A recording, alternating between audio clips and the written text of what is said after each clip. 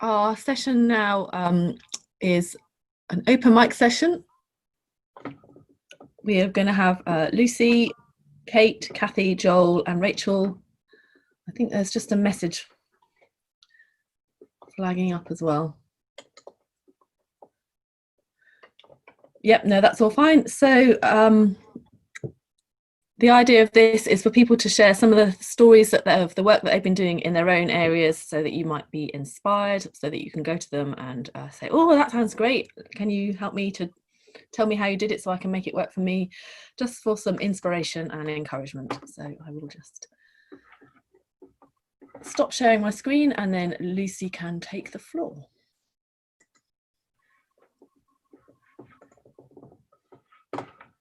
Hello everyone. Greetings from sunny Cornwall.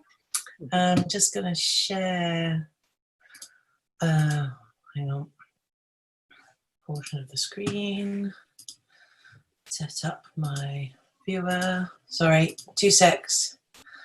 Center view.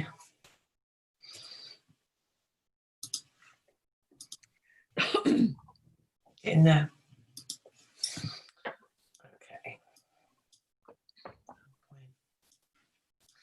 Okay, 5 quick slides. You can't see that, can you? Yeah, that's working fine. Is it? You can see the slides just as they are, yeah? Yeah. Okay. So I wanted to talk about, is that showing you the whole slide? Yeah, that's the whole slide, yeah. Okay, thank you. Lucy from Truro Diocese, and wanted to share with you something you heard about the quinquennial inspection framework update. I want to talk about flood risk in that. You heard about it yesterday, and that it was sent to DAC secretaries, I think back in June. Just to flip through some of these, why does that matter? The new national framework will have a greater element of environmental information. So what's changed? A suitable person will be required, an inspector to have proven experience. So while this is about something that's going to be happening in the future, I wanted to pick out that it said there's a risk of impact of a changing climate on flood risk. So the good news is many of you are on that way. Give yourself a pat on the back if you've been talking about climate change risk, because finally that's going to happen. We also did a short online risk workshop that included flood risk management last year at the DEO conference. Some of you will know I sit on the Coastal Committee for the Environment Agency for the South West, and I've been chair of a flood forum down here for 6 years, just now a trustee. What we do have, separately from my role as DEO, is full funding for business workshops and access to property flood resilience equipment grant in Cornwall and Devon. This is a DEFRA Pathfinder. So this is just to say that that's also happening in Yorkshire. So if you're in Devon, Cornwall or Yorkshire, you have the opportunity. If you're not, just hear a bit more.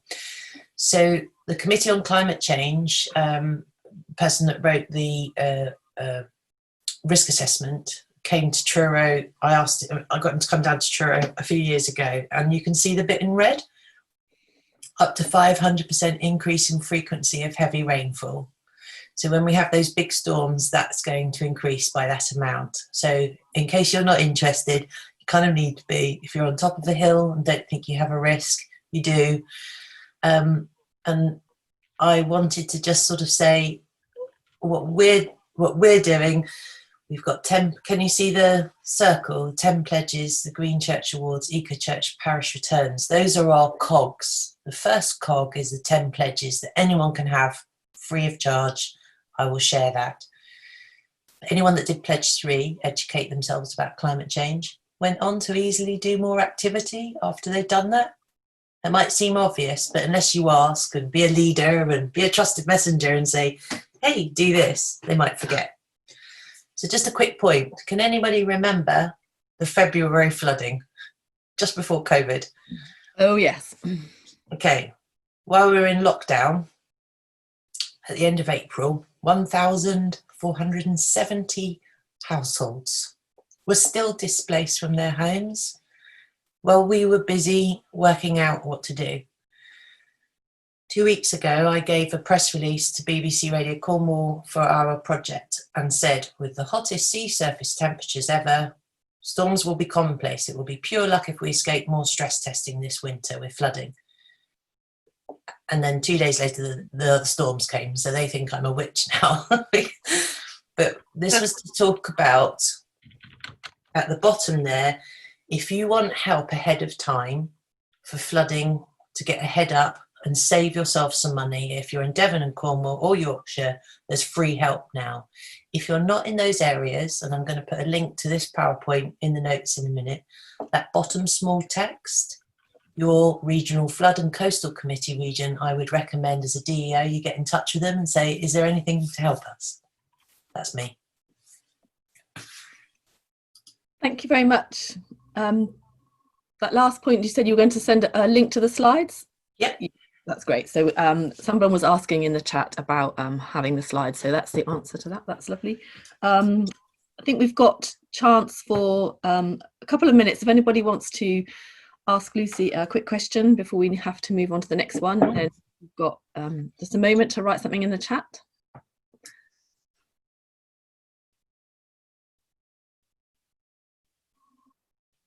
No, people are still joining groups. I think, thank you, Lucy. And I think that's okay. It's just to say that funding, the Pathfinder funding, people can go through 5 workshops and then they get access to funding for floodgates, toilet bungs, whatever it might be, but they have to go through that process. And I asked DEFRA, can churches be part of that business thing? And they've agreed. So churches can be part of that. I don't think we'll get the opportunity again. No. Okay, great. So next up to share is Kate Williams. Kate can shout and then you'll unmute yourself. There she is. If you'd like to introduce yourself, Kate, Kate's going to be talking about Green Abbey. Right, hang on. That's great, we can see you now. Okay, and I'm going to, if I can,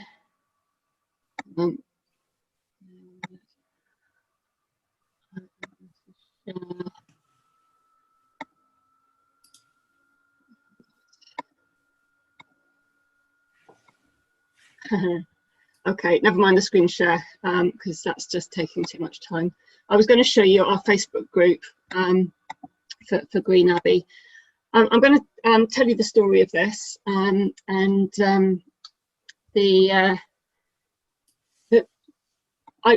in a role for Gloucester Diocese, which is a real funny mixture. So outward facing. What are you seeing? Are you seeing my wallpaper at the moment? Yes, we are. Yeah. Okay. What I want you to see. Yeah, got it. Okay, that's my Facebook group. Yeah. Okay, for Green Abbey. Okay. So I'm in an outward facing role for Gloucester Diocese, which covers the whole of the 5 marks of mission, including social responsibility, environmental responsibility, and pioneer ministry. And so this is something that at one level hits all of those spaces, and at another level isn't work at all, because this is me as a local resident, because I'm in a regional role, and this is about what I do in my own little community where I live. But the way it joins everything up is I'm going to give it the heading of green community engagement, and engaging our local communities, engaging the hearts of minds of the people around us, and at the same time sharing that the church is passionate about environmental concerns. So in a different part of my role, a few years ago, when I was fairly new in this job, which was 6 years ago, I went to a training conference about mission shaped ministry, teaching on the mission shaped ministry course, which is all about pioneer ministry and fresh expressions.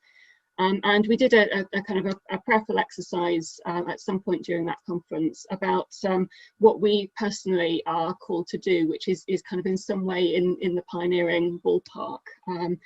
And the phrase of caring for the green margins in the community where I live is what came to me, and it felt very much like a God prompt. But I didn't know quite what to do with it, and I faffed around for a bit, and I pushed into a few things and talked to a few people. And cutting a long story short, we about 3 years ago with one of the local churches did a community picnic. Woodland Trust were doing an invited tree to tea thing. So you find a tree that you love and do something of a community picnic around that. So we did that. Various things struck me, not least we went for a little walk, and it must have been late August or early September. And I was picking blackberries and eating them and encouraging the children to do the same, and getting funny looks from some of the parents about why would you pick blackberries and give them to a child without, I don't know, washing them first, or being worried about disinfecting or whatever. And it just kind of really struck me how disengaged with nature so many people are. So cutting another long bit of the story rather short, I've ended up doing conservation volunteering with a local group, and pioneering a new conservation volunteering work party in a new green space in our local community, which we've called Green Abbey. The communities are called Abbeymead and Abbeydale. So it's Green, Abbeymead and Abbeydale, but with Abbey having a nice little ring to it for those of us who are Christians. So we started off by pruning a community orchard that's in the space with the support of the council tree warden. So he's come and given us little lessons about pruning apple trees, and we're generally a little bit more cautious, and he's pretty brutal, and he's always proved right when you look at the tree in the autumn, and the ones that have been pruned gently are struggling to hold all of their apples. So we've been talking to the council about the mowing regimes, about leaving the grass longer. We've planted yellow rattle. We've got an event, which is what's on your screen there, next week, where we're planting in our second year of planting yellow rattle, and we've got some more seedlings of various different wildflowers to plant. We cut back the bramble so it doesn't take over. We work on a management plan that tries to get a right balance between wild, but not so wild that there are complaints to the councillors, and then everything gets cut back and we're kind of back to square one. So it is community engagement in the green space. It's not going to solve climate change, but I think it presses that button in terms of getting people noticing and valuing the nature that is on their doorstep. And I'm absolutely convinced that that's the first step for a lot of people. That once we start noticing and appreciating and valuing, then we start to ask the deeper questions about what then can we do to ensure that this continues into the future and this isn't lost. I think that's all that I need to say. That's great. You have got time if anybody would like to ask Kate a question. Again, it's easiest if you put it in the chat. Give people a moment to type. While that's going, I think it's interesting what you said, this isn't going to solve climate change, but I think what we're all about this morning is that we've got to engage people at some point and find a way to make a connection with them. And without making those connections, we're not going to be able to solve climate change. And that's how we get there. These are the steps in the journey. Yeah, absolutely. It's a first step for a lot of people, but it's an important first step. Absolutely. So Janet is asking you, where do you get your yellow rattle from? We have got our yellow rattle from another conservation volunteering group that are a few years ahead of us on this journey. So I'm not sure where they got theirs from, but they harvest enough to be able to share. So for us personally, and that's probably a good model to find other groups locally that might be able to share and support.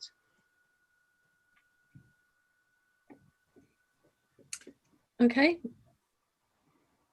Yeah, that seems to be that's the main question. So thank you very much for sharing that with us, Kate. No worries. Now I'm going to ask Kathy from Sheffield Diocese to come and share with us. If you unmute. Hi, can you hear me okay? I can hear you, yeah. Oh, Kate, you need to stop sharing. I can actually do it. Oh, can you? Ooh. Apparently, it appears. I didn't know that, but there we go. So what's the view like for you guys? We can see your PowerPoint presentation, like the whole thing, rather than actually just the one screen that you want to show us. Oh, that's the right thing now, yeah. I have a confession to make. I did this PowerPoint presentation about 3 minutes ago because I just realised that it would be helpful to have a couple of things up here. So thanks for the opportunity to talk about this. I've sort of titled this Exploring an Electrical Vehicle or an Electric Vehicle Leasing Scheme, which had been proposed for employees in the diocese and also clergy. And I'm just going to share with you the sort of where we are on that journey at the moment. There's been some discussion about this on the DEO Google group as well.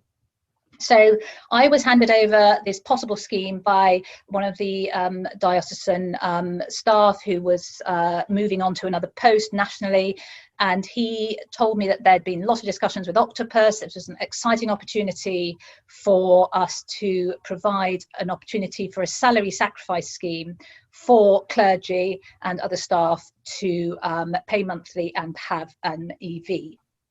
So there was also other special offers, as there often are with this. There was a opportunity of having a charging point put into your home, and also some free electricity if you switched to Octopus. So the savings are obviously based on your tax bracket, but the advantage of this is that the money comes out of your gross salary, so you don't pay tax and national insurance on it. And it's something that's often very popular in businesses, and people will be familiar with this. The price included servicing, maintenance and roadside assistance, and a phone number you could call for advice, and especially when you're getting used to an EV at the beginning, and it would be a new car. However, having discussed this further, I had a very good conversation with our Director of Finance, and it just shows how important it is to explore sort of those aspects of things and the practical aspects. And of course, clergy are paid centrally.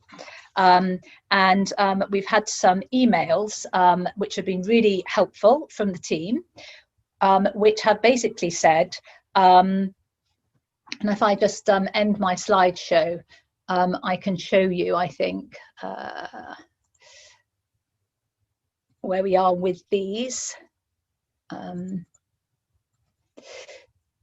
This, Catherine and Joe have been copied into this because obviously this is something we've all been talking about, and this is probably a bit small for you to read.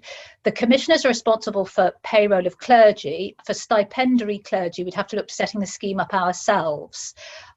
So they are deemed the employer. There's tax implications with HMRC, and there is something called a national minimum stipend, which I've been reading about.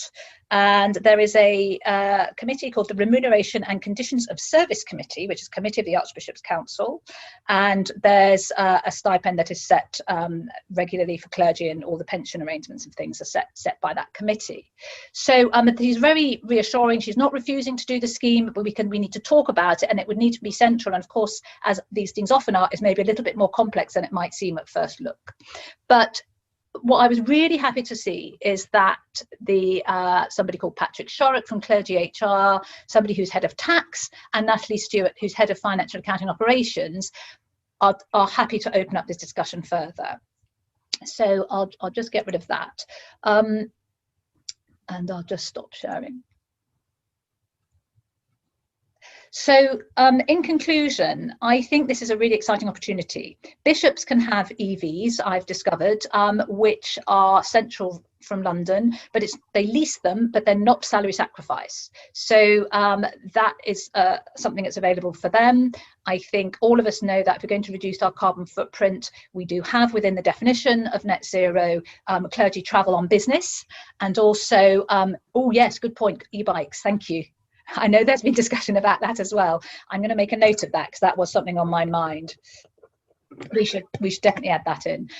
So I think at the moment we're really exploring it. We've got Joe and Catherine on the email trail. We've now got the national team who are involved with Clergy and Money.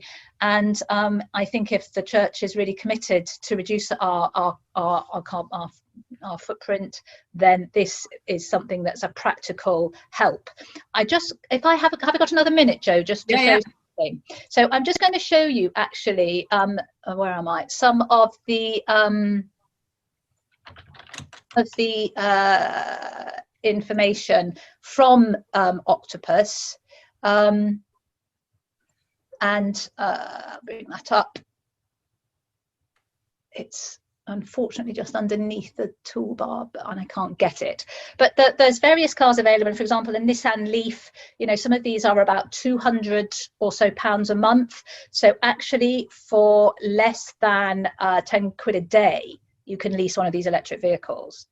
And of course, then you're going to obviously be saving because you're not going to be paying for fossil fuels. And I agree with the comment that somebody just said on the screen. I've been fairly exercised recently about how green some of the energy that we're getting is from certain companies that are still involved in fossil fuels. Octopus is obviously, you know, a green business as well as providing a green tariff. And actually, if you look at their website, they do seem to be involved in a lot of good stuff about research and development and work overseas. And I would feel quite really positive about this. But now you all know about it. Hopefully we can all lobby and drive for the fact that there's no reason why I can see that the central body that pays clergy can't provide this scheme.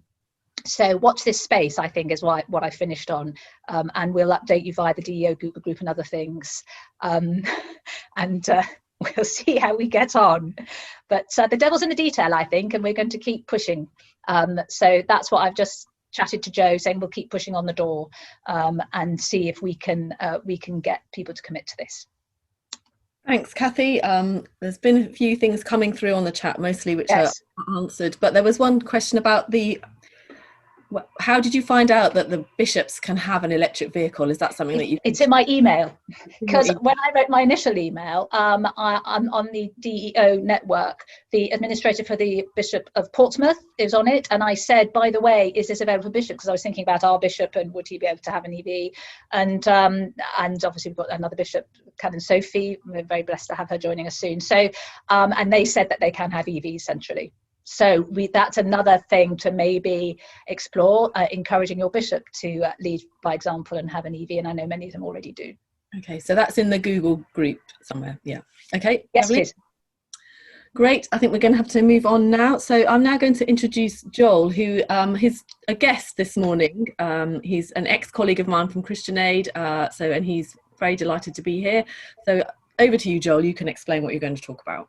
Thank you, Joe. Well, hello, everybody, and huge thank you for having me. It's lovely to chip in as a guest. And I have to say, just the very first moment I clicked into the Zoom call, I was slightly overwhelmed by just how many people there are involved. And then it occurred to me, isn't it just wonderful, from all these different dioceses around the country? It's just a huge encouragement seeing all of you here discussing these things and the work you're doing. So thank you for that. And I guess I probably have emailed most of you at some point. I've emailed a lot of people in the last couple of weeks.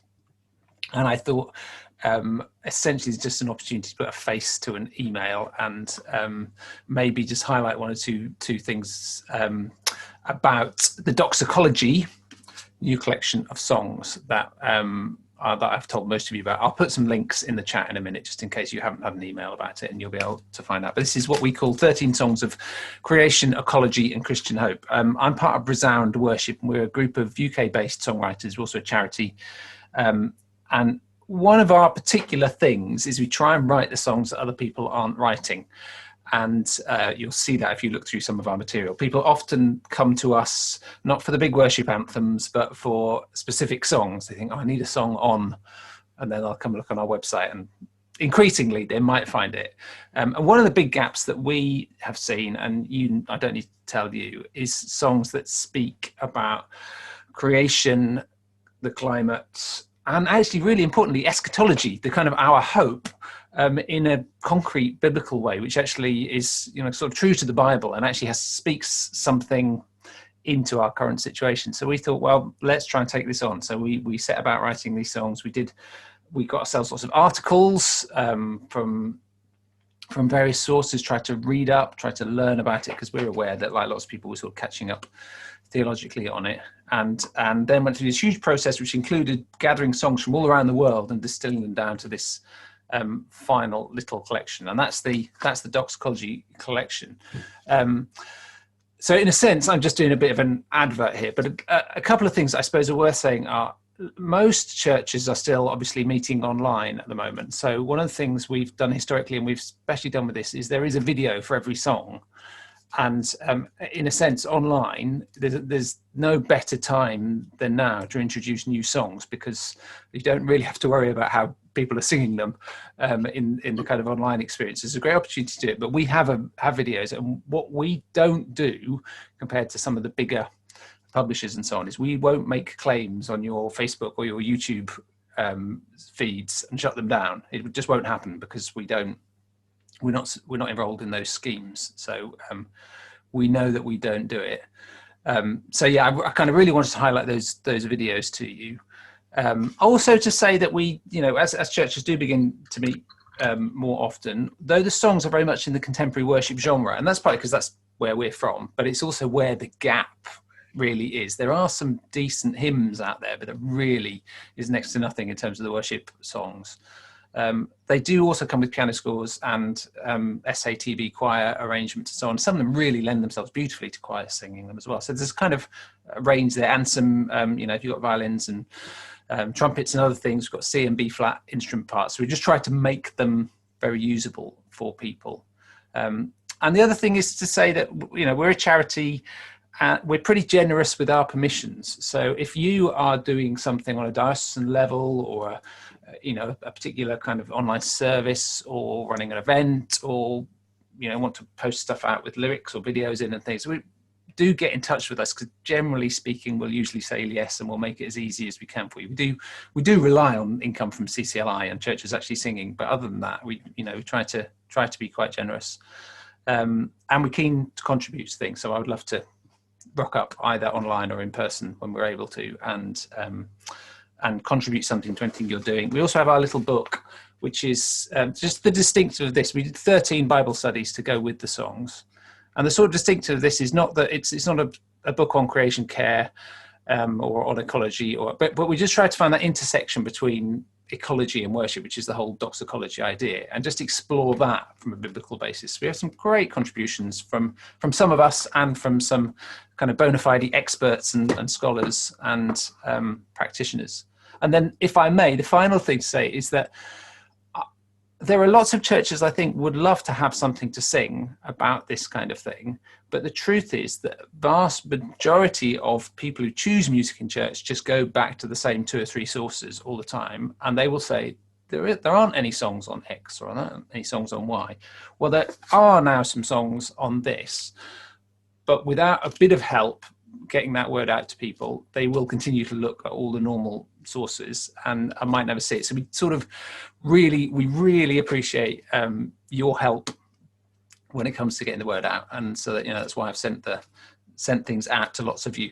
What I will do is what I'm going to do is put a free complete download of the album into the chat that you can click and you can claim. If you haven't, you may well have had it in an email already. So, and that is yours. That's a gift. I'll put a link to the Doxology website, which it's easy to find because it's a unique word. So put Doxology in the web and all you'll find is us. And I'll put a link to the YouTube playlist as well, so you can see all of those songs. But please do get in touch. We'd love to hear if you are using them or if you have any feedback, and if we can contribute somehow to what you're doing, because that's all we're doing really, is providing a resource for you. Then I'd really love to hear from you. Thank you, Joel. We've got a minute if anybody would like to ask Joel anything. He'll share all those links in the chat so you can pick them up. Dox ecology, I think it's a play on doxology, isn't it? That's obvious. So there we go. Oh no, sorry, I just shared that with Joe. Just only come to everyone. That's it. There we go. There we go.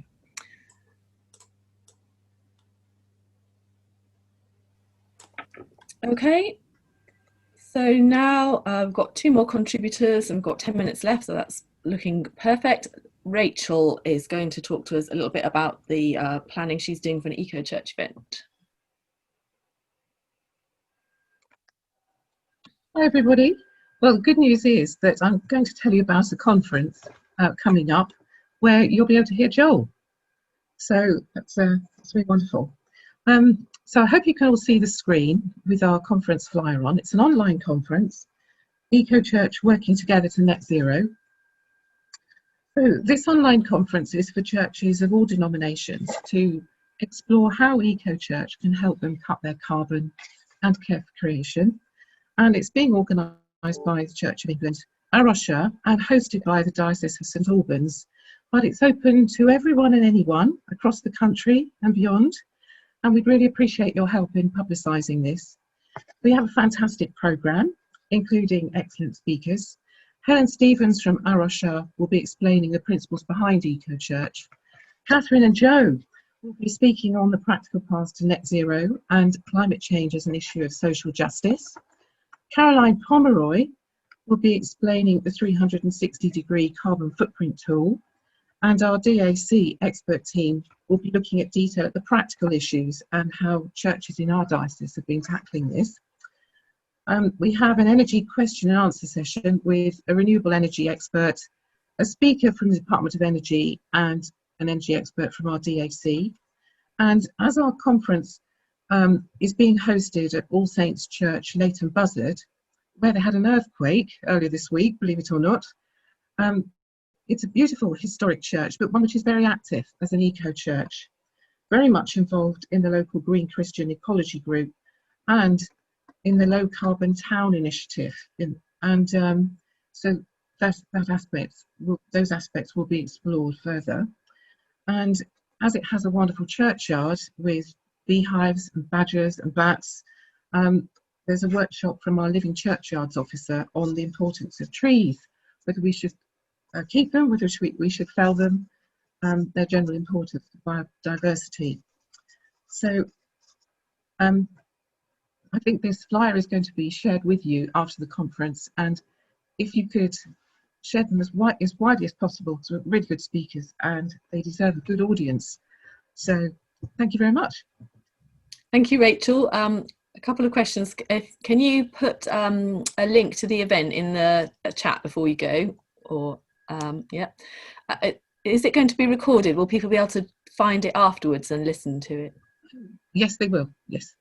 Yes. And do you think you're going to do each bit individual, or will they have to sit through the whole thing?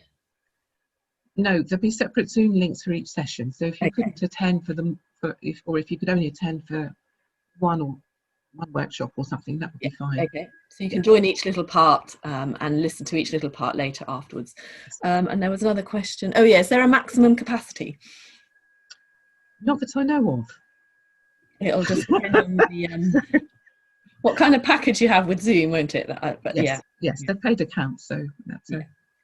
Catherine's put the link to the Eventbrite booking page, so that's great.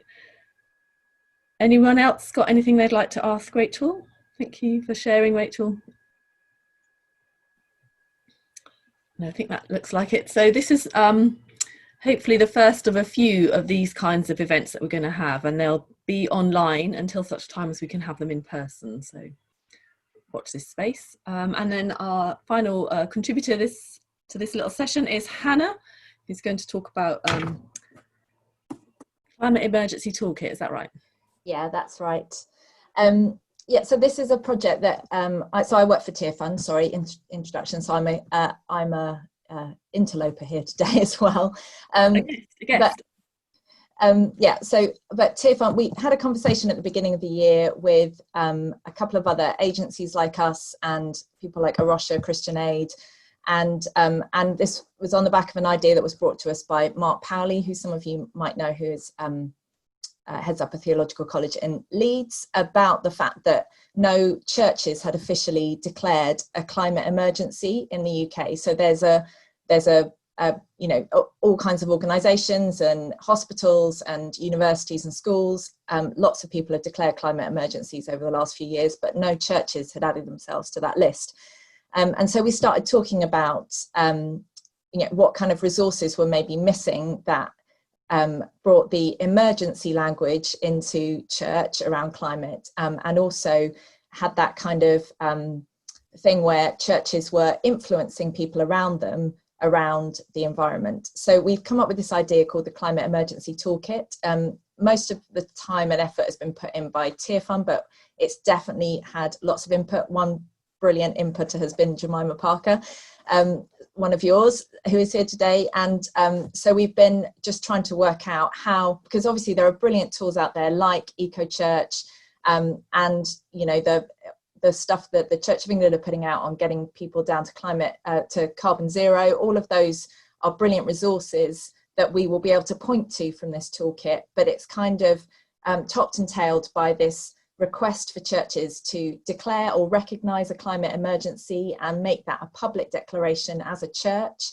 And then they'll be led through making an action plan around that with a team. And then the last point is to make an impact in their local community. So what other churches could they influence to start on this journey in their locality? What other eco groups could they join with locally to change things in their town? And what other, you know, businesses are represented in their church that, again, or schools that they could take people on a journey. So it's kind of, so it's got the declaration element and also the influence element. And yeah, so that is, we're working on that now.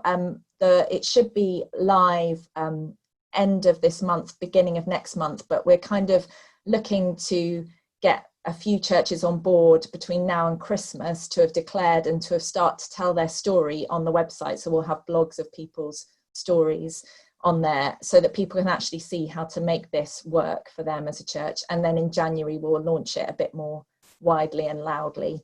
But yeah, so I just wanted to take the opportunity to tell you about that today, that is coming. Great. I didn't know if Jemima wanted to add anything to that, or if I've explained it well enough. Yeah, Jemima's welcome to chip in if she wants, and if you've got anything you want to ask, do put it in the chat.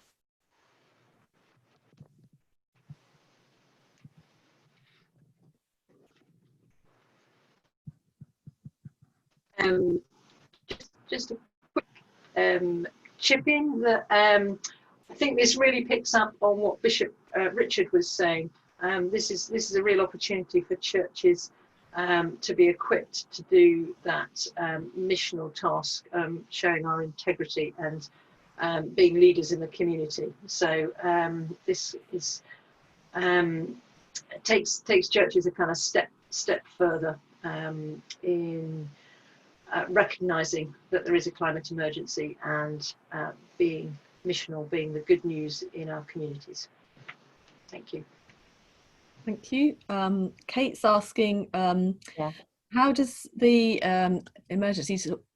climate emergency toolkit dovetail with other things like EcoChurch so that it feels like it's a coherent one thing rather than lots of different bits? Yeah, and we've been talking to Russia from the start. Helen Stevens is actually in my church, so we have definitely connected with them, and it's one of the reasons. So we were going to launch this in August, or have it live in August, but we've taken a bit more time to actually work out how it can dovetail. So I think it will. I mean, one of the main things is that we will point to EcoChurch in it, and yeah, I mean, it's also going to link in with Climate Sunday, and so yeah, so there's lots of different bits. I think I can't explain fully on here how it's going to dovetail, but it will all link together, and Andy Atkins has definitely been involved in conversations around it, because I mean, Tier Fund, we were involved in launching EcoChurch. We definitely still want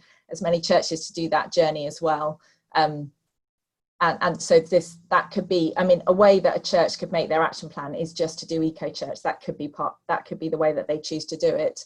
But we know that there are lots of churches that are going to need different ways, I think, of reducing their carbon emissions. Yeah, so that's the kind of conversation we've had. And actually, Arusha were already having that conversation, and how to have a kind of sped up version of EcoChurch for this kind of time. So we've kind of been having the conversations about whether this is the space where we do the sped up version of EcoChurch. So that these are the kind of conversations we're having, which is why it's been slightly delayed. But yeah, it's a very fair question and definitely a good one to ask.